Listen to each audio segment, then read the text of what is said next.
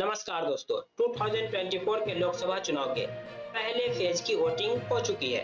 19 अप्रैल को 21 राज्य और केंद्र शासित प्रदेश के 102 सीटों पर वोटिंग हुई थी और सभी सीटों को मिलाकर कुल 60% लगभग मतदान हुए थे। लेकिन इसमें नागालैंड के 6 ऐसे जिले भी शामिल है जहां एक भी वोटर ने अपने मत का इस्तेमाल नहीं किया, यानी उन्होंने वोट नहीं डाला। इन 6 जिलों में 4 लाख वोटर हैं और इन 4 लाख वोटर में एक भी वोटर वोट डालने नहीं गए। और सबसे दिलचस्प बात तो यह है कि इन 6 जिलों में 20 विधानसभा की सीट है।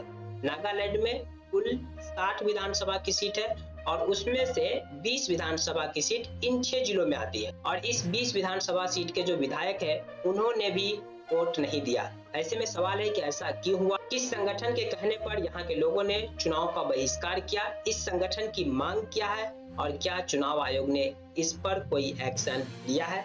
चलिए हम इन सभी के बारे में जानते हैं। सबसे पहला और अहम सवाल, क्या ऐसा क्यों हुआ और किस संगठन के कहने पर हुआ? यहाँ पर आपके सामने स्क्रीन पर नागालैंड के मैप होंगे। ये नागालैंड के जो पूर्वी 6 जिले हैं, इन 6 जिलों की मांग है कि हमें अलग राज्य का दर्जा दिया जाए। हम नागालैंड से अलग होना चाहते हैं, हमें अलग राज्य का दर्जा दिया जाए। इनका कहना है कि इन 6 जिलों की हमेशा उपेक्षा हुई है, यानी कि वित्तीय सहायता, फाइनेंशियल सहायता में हमेशा इन 6 जिलों की उपेक्षा हुई है।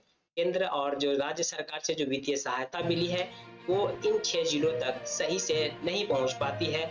इसीलिए हमें अलग राज्य का दर्जा मिलना चाहिए जिससे हमें केंद्रीय सहायता आसानी से इन 6 जिलों तक पहुंचे। और ऐसा किस संगठन के कहने पर हुआ? तो ENPO नाम का एक संगठन है, इनका पूरा नाम है ईस्टर्न नागालैंड पीपल्स ऑर्गेनाइजेशन। इस संगठन और कुछ अन्य आदिवासी संगठनों ने भी इसका साथ दिया था।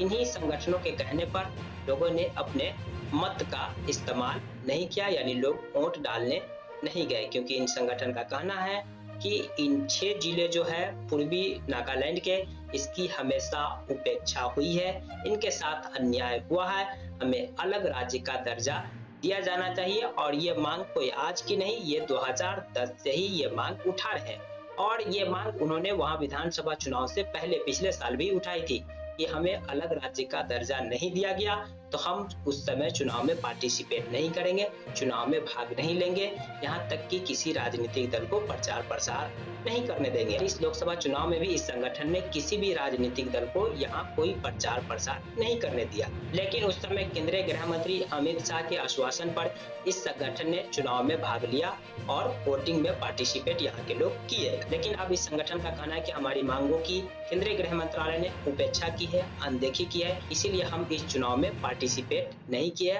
हम इस चुनाव में भाग नहीं लिए। अब सवाल उठता है कि केंद्रीय गृह मंत्री अमित शाह ने पिछले विधानसभा चुनाव से पहले जो आश्वासन दिया था तो इसको लेकर कोई काम हुआ या नहीं? हम आपको बता दें कि केंद्रीय गृह मंत्रालय के प्रतिनिधियों ने 2022 में ही AK मिश्रा के नेतृत्व में एक वैकल्पिक व्यवस्था की बात कही कि इन 6 जिलों को स्वायत्त क्षेत्र घोषित किया जाएगा।